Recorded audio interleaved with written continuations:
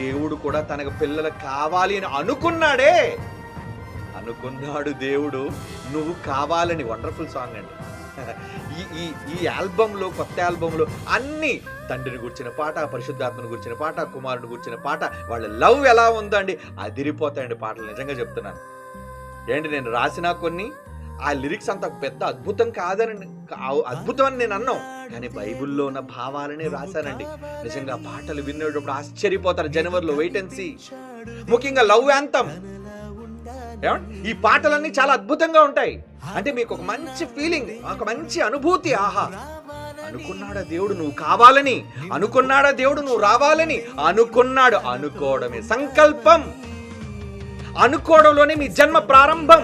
ఎక్కడ మనుషులైతే కంటున్నారు, కానీ దేవుడు నేను అనుకున్నాను నాయన నువ్వు రావాలని. అలా మొదట అనుకున్న జ్యేష్ఠుడు యేసు ప్రభు అయితే, ఆ తర్వాత పుట్టిన వాళ్ళేమో మనమంతా ఆయన పిల్లలం. ఇది పుట్టుక.